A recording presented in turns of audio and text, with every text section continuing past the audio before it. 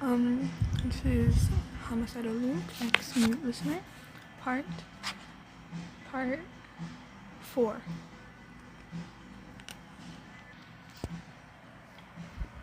Chapter 9. Just to let you guys know, there's 20 chapters. Hopefully I will be doing 3 or 2 for each video. This one I will do, the last one I did 4, I believe. This one I'm going to do 3 if there is a shorter, or if it's short, then I'll do another one. Anyways, chapter 9.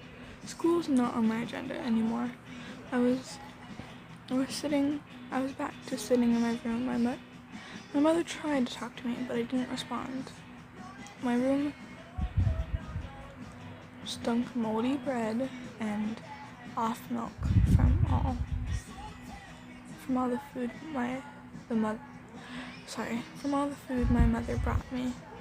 I wasn't eating and didn't leave my room. When Charlie came home each day, she would come to my room and tell me about her day and try to get me out of the room. Nothing worked. All I wanted was my life to be normal again. Normal. I wanted to go back to those happy times with Lou and Jeff before the fight with Randy. Those happy times. Why did that have to change? 6 days later. Your name, honey.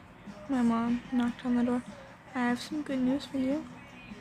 I looked up at her. Her voice was calm and soothing, and her smile was warm. I looked back at my feel and sigh. Lou is done with all his surgeries, she said.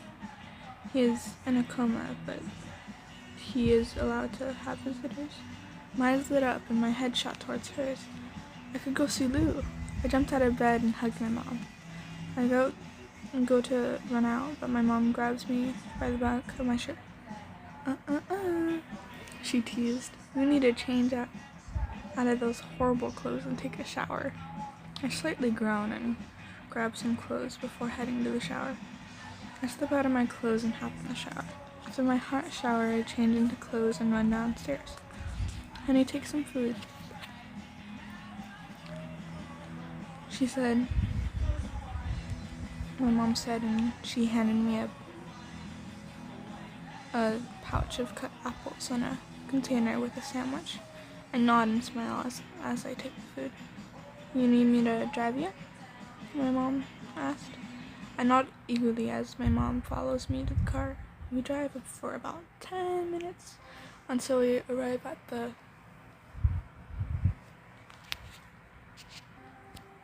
hospital. I'll be back in an hour, okay? My mom says before she drives away. I run to the front desk and grab out my notepad. Hello there, the lady at the front desk said, "Can I help you?" I scribble on the notepad. Which room is Lou Woods in? Oh, room 904 on the 4th floor.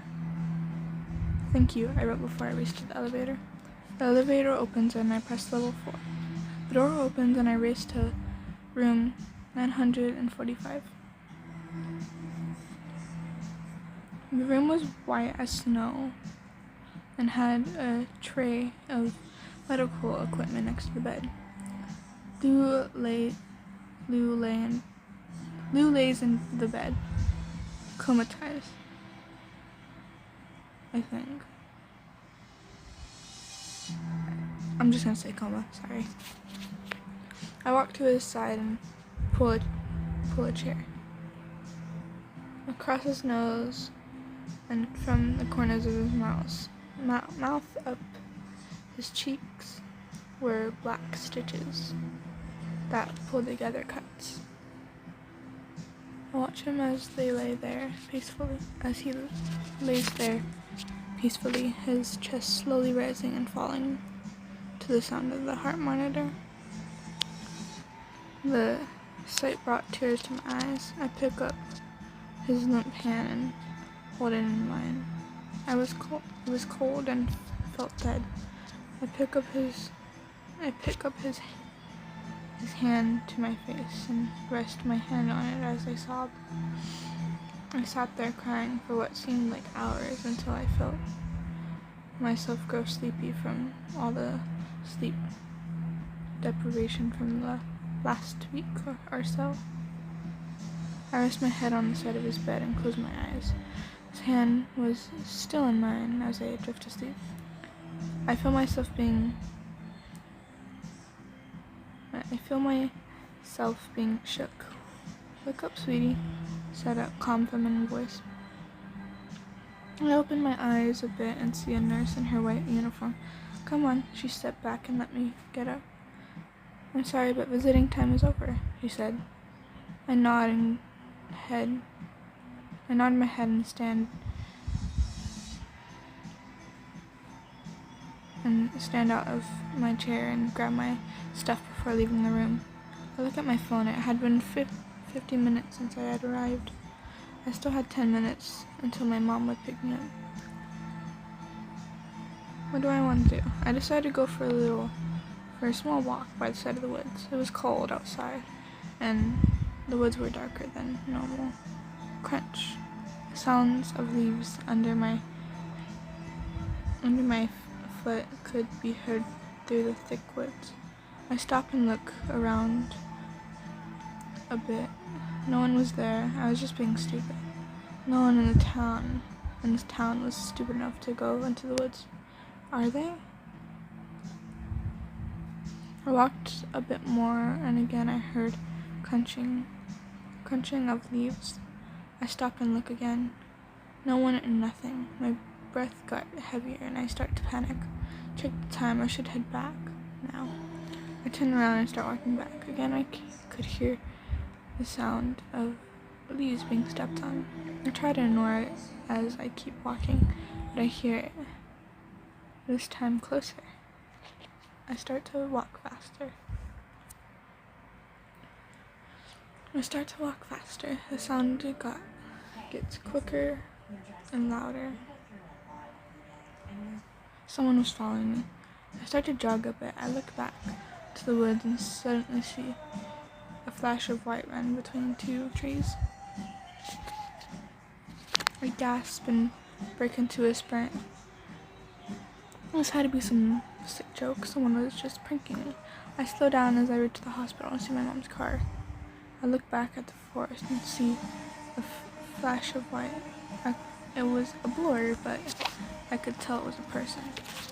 It gave me shivers down my spine as I walk to my mom's car. "Hi, honey," she greeted me as I hop in the car. "How is it?" I put on my seatbelt and started to sign. It was fine. "That's good, honey." She started to drive out of the hospital lot and to home. At home, I sat on the couch and watched TV with Charlie and Dad. "So how was Lou?" "Still in a coma," I sighed. "I'm sorry, Yune." He pulls me closer and hugs me tight. After a few hours, I smile and snuggle up to him. After a few hours later was dinner time. We sat around the table and ate your favorite dinner. We talked about normal family things until my dad said, "What do you think happened to Jeff?" We all went quiet until Charlie spoke. We don't know." There was a silence, and there was an awkward silence in the room, and an aura of sadness, pity, and dread surrounded us. "Anyways, how was work?" Mom butted in to change the subject. I stood out of my chair and put my plate on the bench and ran to my room. This started an argument between my mom and Dad. When in my room, I hid under the covers of my bed and started to cry. After a while, I began to grow tired. My eyes were red from crying, and my breath was shaky. I was so tired, my eyelids were heavy, and I lay my head down, then fell straight to sleep. My dreams were a blur, and all I could think about was what a mess my life was. Chapter 10. Around a month or two later,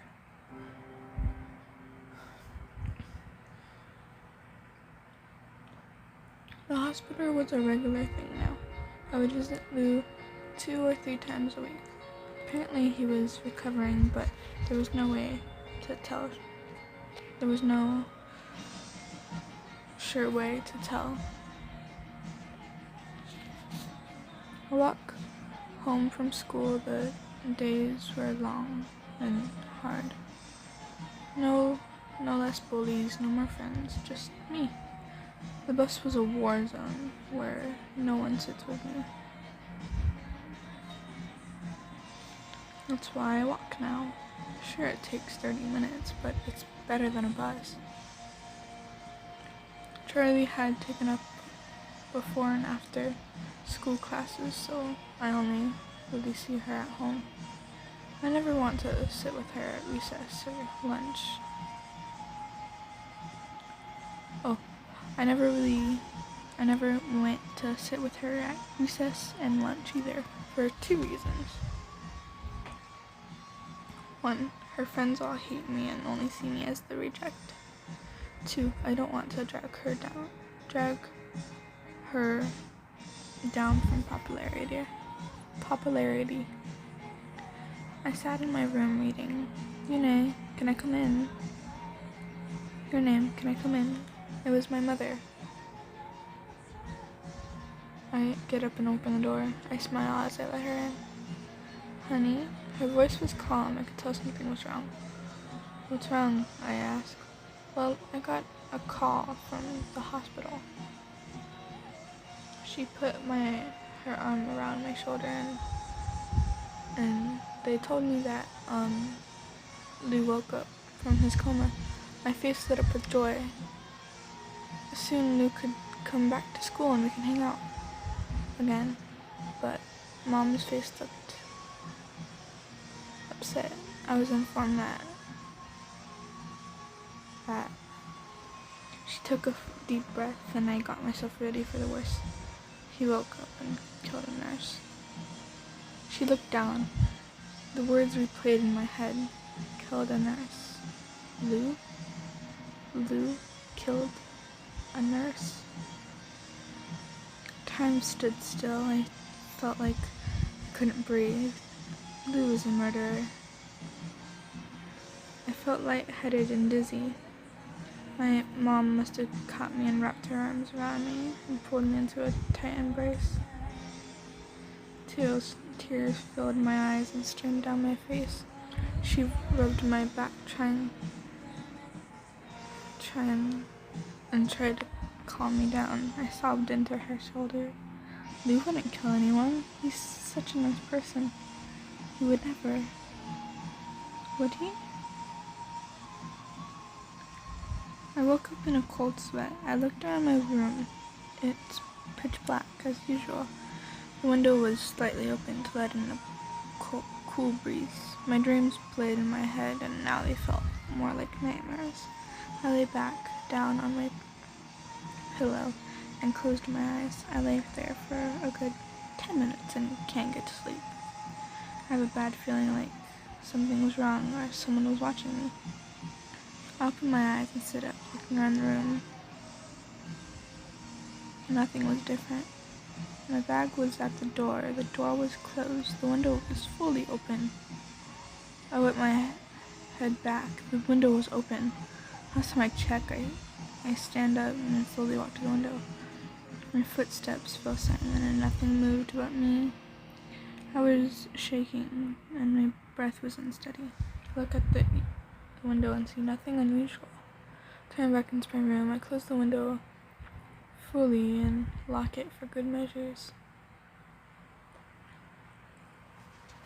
I look around my room cautiously as I move to my bed.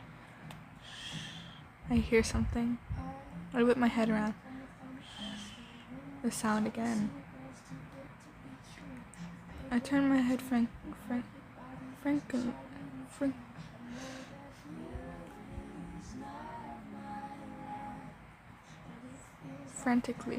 Sorry, I can't speak.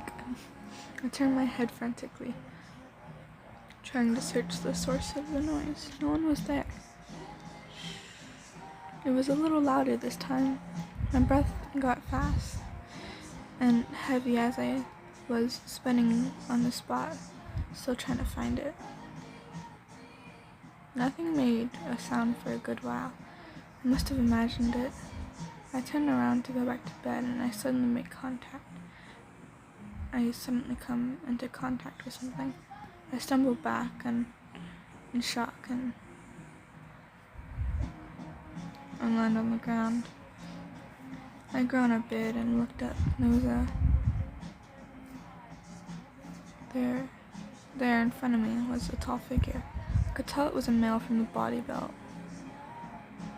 The darkness made it a bit difficult to see him, but I could make out medium-length, shaggy hair, a long jacket with an extra long scarf that wrapped around his face. I tried to scream, but I was frozen in place. "Shh," the man whispered. All I could do was stare. There was a stranger in my room. What do? He takes a few steps forward. I shuffle back in a panic. I don't stop until I come into contact with the wall. The man slowly walked closer. I was convinced I was going to die. I closed my eyes and began to sob out of fear of my life. Calm down. I feel a hand on my shoulder. I tighten under his grip and start to shake. Your name. He knew my name. I opened my eyes slowly and look at the man who was now kneeling in front of me. He had bright green eyes, messy hair, and stitches across his face. Liu? I loosened up a bit and stared at him. He smiled at me sweetly and stood up, offering his hand to me. I hesitated. But eventually took it and he helped me up. I stood up and immediately tackled him with a hug. I buried my face in his chest and began to cry. I had so many questions. After a while, I broke away and blushed. We were both quiet for a little while I tried to comprehend what was happening. We walked over to my nightstand and passed me a notepad and paper. Feel free to ask me anything, he said. I took the pen and paper and began to write. Why did you kill a nurse? I write. Looked at the paper for... Liu looks at the paper for a while, obviously reading it a few times before looking at me again. I look at him expecting an answer. It was a bit, yeah, I did. Oh, I'm sorry, I read the question wrong. It said, did you really kill a nurse? He hung his head in shame, but she called a monster, and I couldn't do nothing. I take back the paper and begin to write something. But why are you here? I needed to say goodbye, he said. I'm leaving town. My eyes widened in shock. Leaving? I wrote. Well, yeah, he muttered. I'm kind of wanted and everything. I snatched back the paper and gestured him to wait a minute. One more question. What happened to Jeff? He looked around, probably for something to change the conversation. Well, I don't want to talk about it. I nod understandingly, and he suddenly pulls me into a hug. I'm sorry, Yuni, but we can't see each other again. He whispers, it's for your own safety. My eyes tear up again and I start to cry. Can't tell you where I can't tell you where I'm going. Forget me. I can't forget him. He's the only friend that I have left. We stood there in the middle of the room for a good while. While before he picks me up, bridal style, and sets me down softly in my bed. Before then, my head hurts from crying. I was having a hard time staying awake. Goodbye, your name, he said. Then he gently kissed my forehead. I love you. Oh my god, that one was sad. That one was sad. 2 more chapters, then I'll be done. So when we get to once we get to chapter 13, I'll stop. Chapter 11.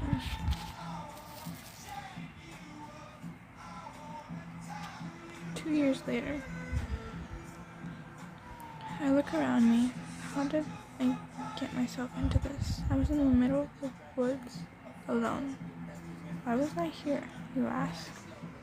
Well, I was walking home from school when I got jumped by a couple of older kids. One had dark gray, almost black hoodie and sunglasses. The other one had a green coat and blonde hair. They dared me, no, forced me into the woods. Tried to ignore them, but that resulted into me getting pushed into the woods. They pushed me all the way in before pushing me over and running away while I was down.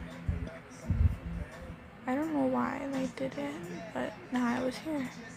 The woods were the last place I wanted to be. The rumors were all about death and murders when it came to the woods. I stumbled around a bit before coming to a tall tree. It wouldn't have caught my attention if it weren't for many slash marks. A shiver ran down my spine. I began to fear for my life. My breath picked up and I ran. My breathing picked up and I ran. I ran away from the slash tree and tried to find my way out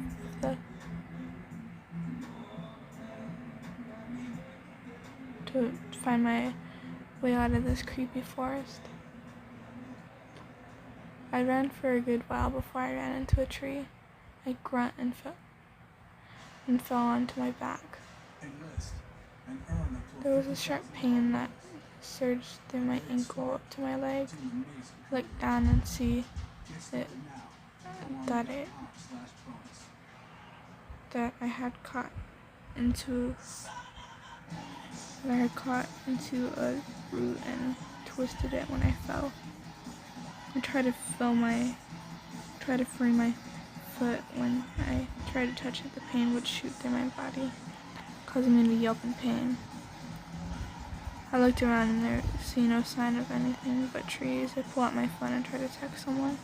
Crap, no signal. I sigh and shove my phone into my pocket. It's been an hour since I had been here. Now it's getting dark and it was getting more scary by the minute. I try to call for help and there's no signal. How far did those boys push me in? Leaves rattled behind me and I whipped my head around. No one was there. The same sound came from the side. I start to shake as I think all the possibilities of what the knife could be. Noise continued, whatever it began to circle me. And it got louder and louder. I tried to block it out by burying my face in my hands and crying. I'm gonna die. This is the end for me. I'm gonna die alone. No friends. Crunch, crunch, crunch. I whimper as the noise stops right next to me. What are you doing all the way out here, pretty lady? The male voice said to me. I quiver and don't look. Hey, I asked you a question, he growled. I expect an answer.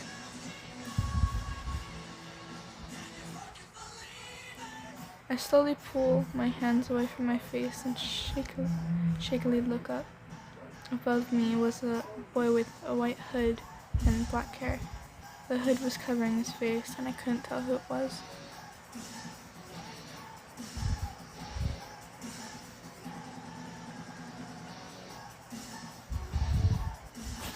I sniffed and reached into my pocket for my pen and pad. Don't try anything, he growled. I slowly continue until I have both of them in my hand. The boy tilts his head but doesn't speak. I begin to write. Who are you? I ripped out the paper and gave it to him. He stares at it for a good second before scrunching it and throwing it over his shoulder. Your name?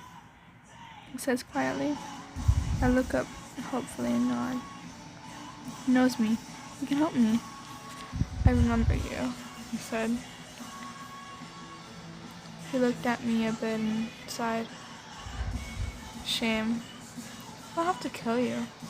He takes his hood off and revealing his face. I sat there in shock. His eyes were bloodshot and forever open. His skin was white and looked unnatural, but his mouth. Deep gashes had been carved into his cheeks,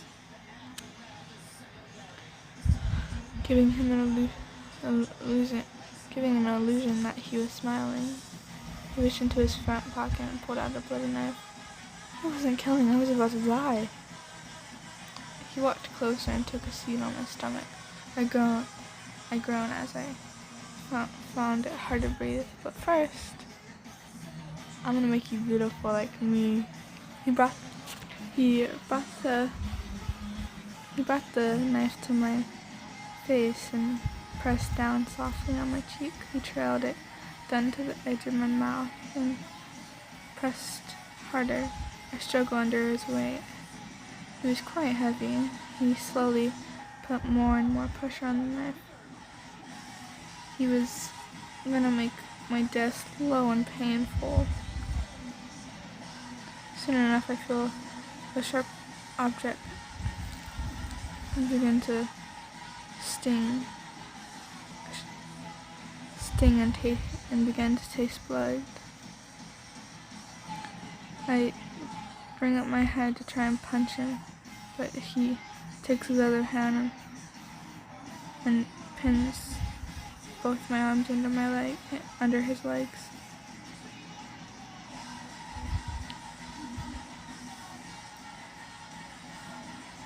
I need concentration, he whispers.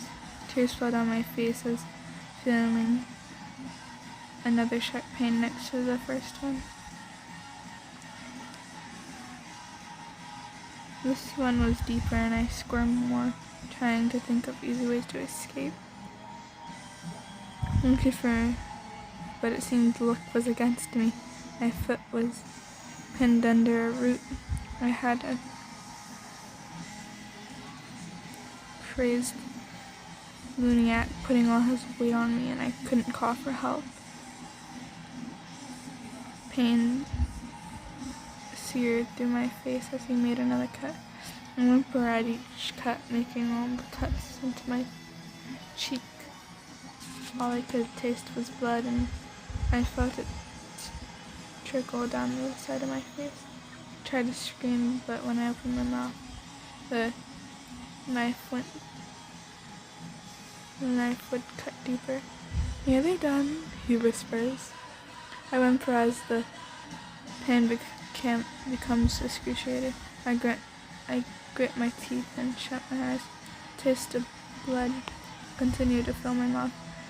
All he does is grin in pleasure as he concentrates on what he's doing.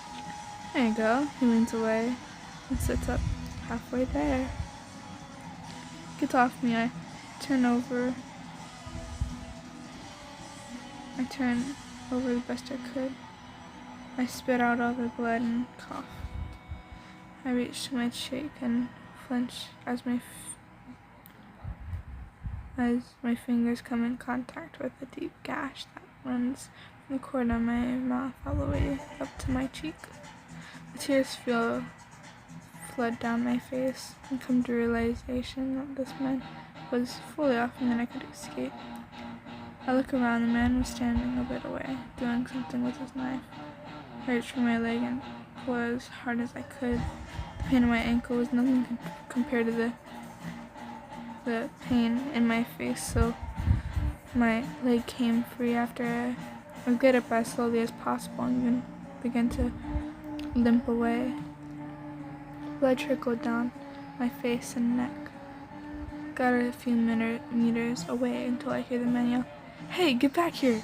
he yelled. I try to limp faster, but my ankle buckles under me and I fell hard to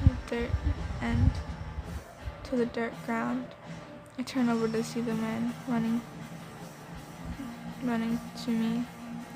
I scramble back and my back comes in contact with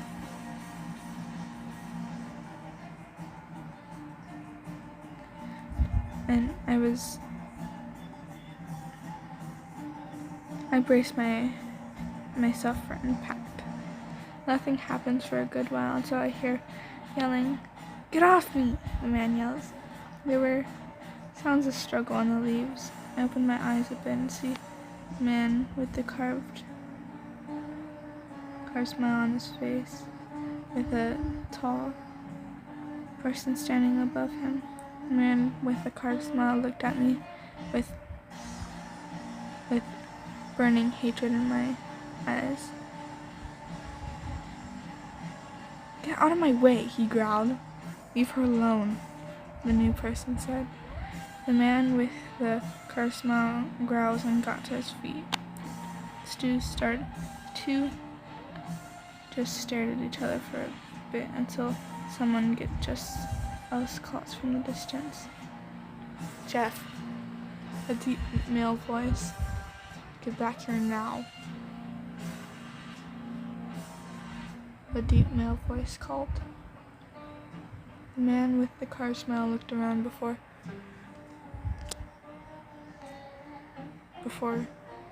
growling and running back into the woods.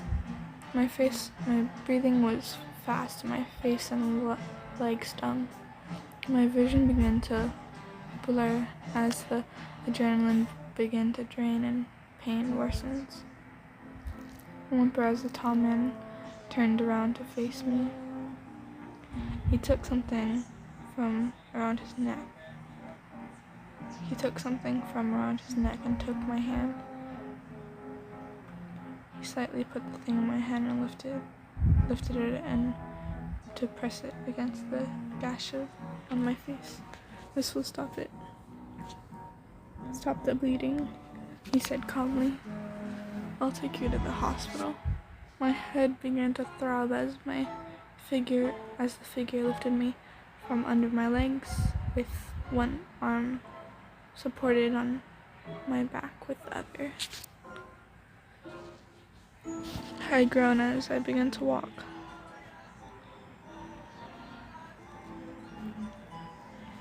Each step caused more agonizing pain. The pain would shoot from my ankle to my cheek. My vision went completely back, and all I could hear was the soft crunches of the leaves under my foot. I couldn't tell where we were or what time of night it is. "You okay?" the person asked. I had no energy to do anything. "You need to stay awake, okay?" he said. I groaned and tried to nod. I can't tell if I was nodding or not. I didn't try to move anymore. My head hurt, and how long had we been walking for? I tried to open my eyes, but the light was too bright to see anything. I lifted my arm to shade my eyes, but I felt a sharp pain in my arm and couldn't lift it.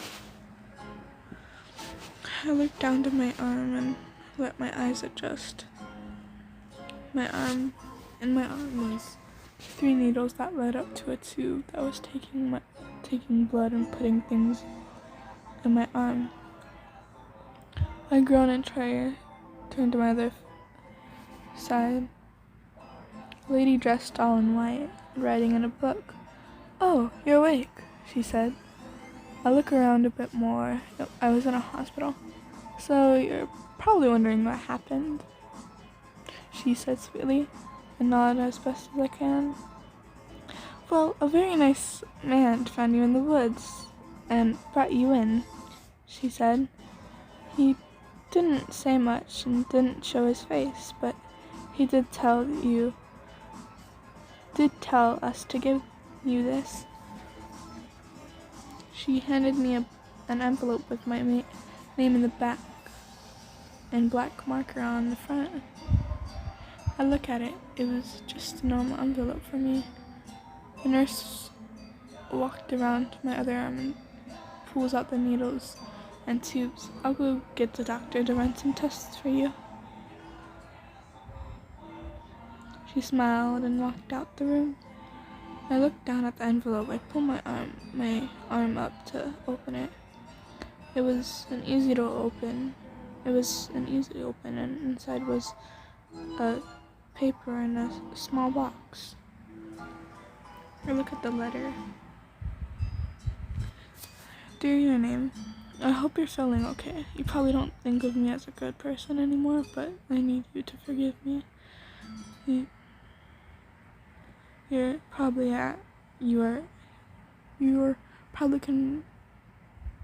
are confused and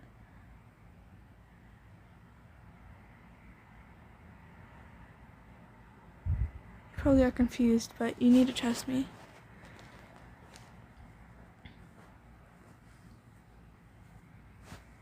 Meet me at random address whenever you can make it. I'll be waiting for you. Don't text me, just come and I'll explain everything. Liu."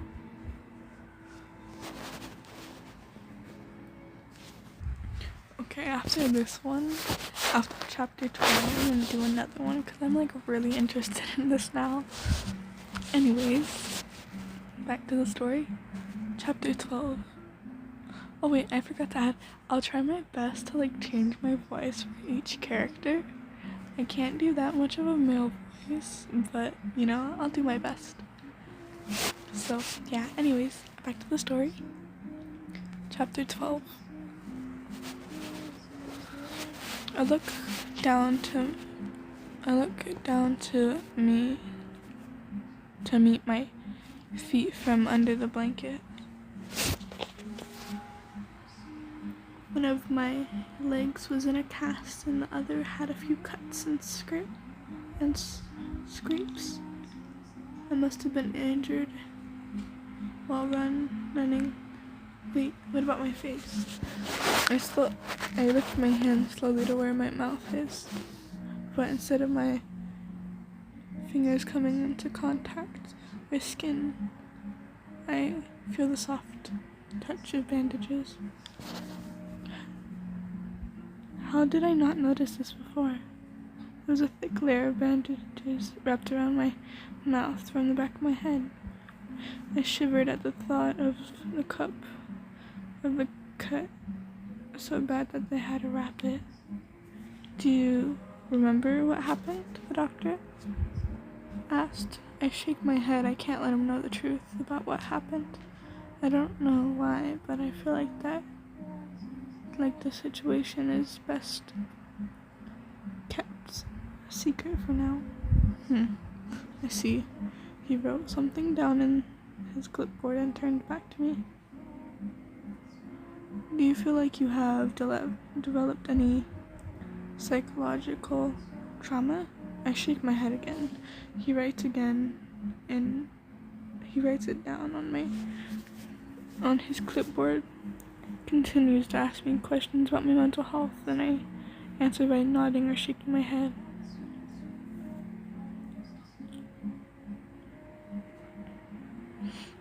Do you know by any chance know the name of the person who brought you in? He asked. I sat there for a minute and thought about it. I do know. It was Liu, but I can't tell him that. I slowly shake my head and he looked at me with a confused look. Are you sure? He asked. I nod. Well, okay, then. He stands up and goes to the door. Thank you for your help. I smile, but I feel a sharp sting at the side of my mouth. I flinch and resort to a small wave. I sit back and look at the end of my bed. 2 weeks later. Hello, your name? A nurse came into the room with a clipboard. How are you feeling?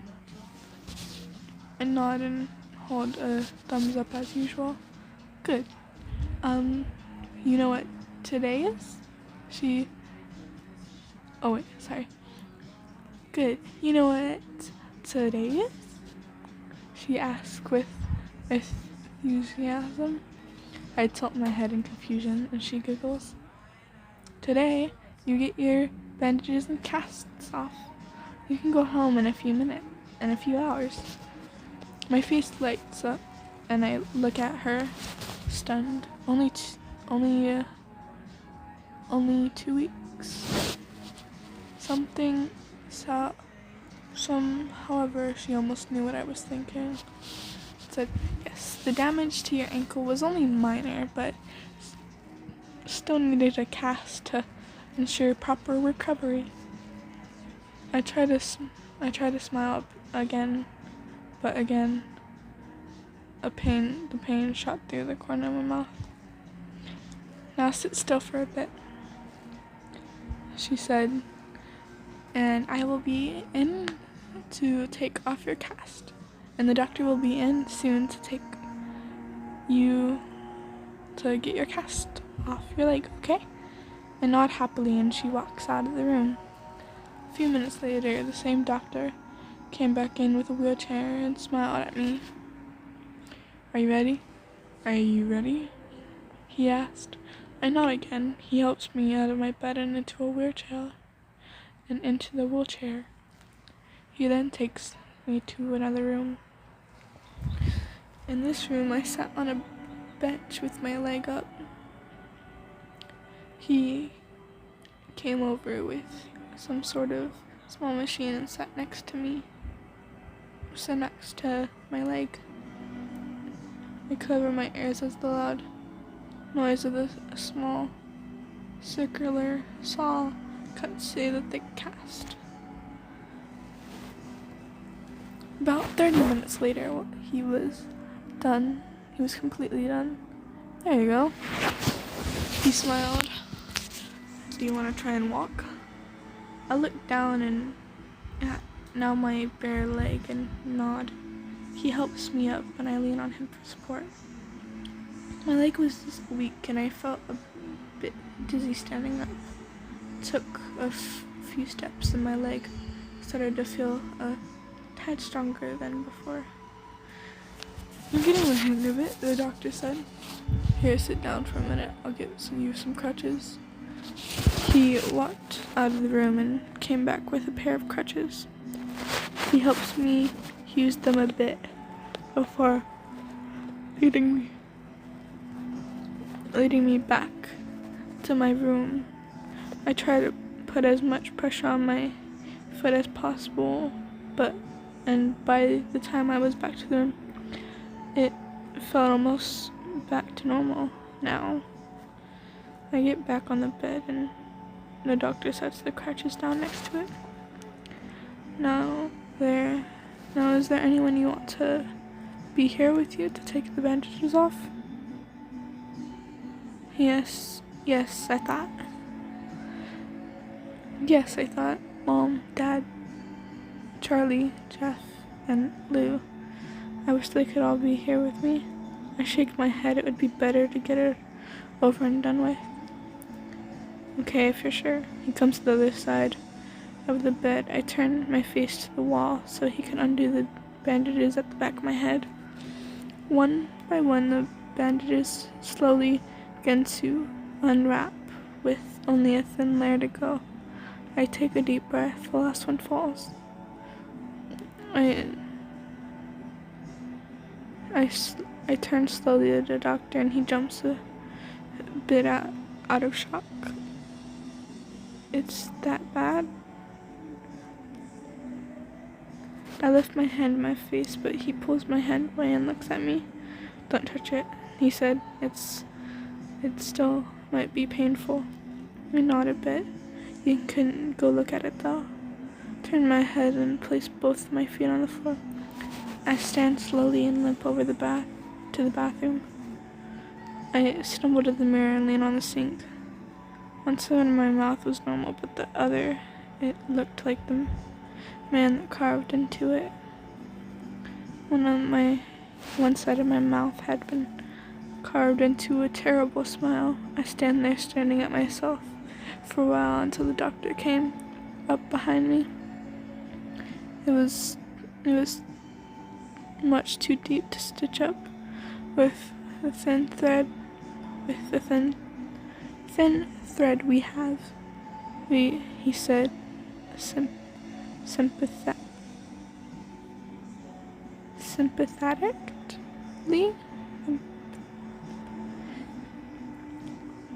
I'm really sorry. I push his hand off my shoulder and walk and limp out of the room. Something inside me started to stir.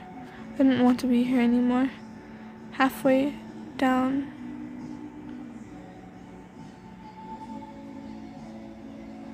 I see a small stack of mouth masks. I pinch one and fasten it as best as I could around my mouth. Hey, come back here! I hear the doctor yell. I quicken my pace and try to ignore him. Ma'am, you need to go back to your room. A nurse grabs my arm and gently pulls me backwards. Suddenly, something just inside me snapped. My sanity. I was done being weak. I was done waiting for others to help me. If I wanted to get anywhere in life, I needed to rely on no one but myself.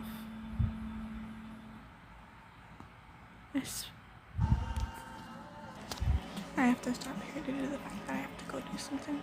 Sorry.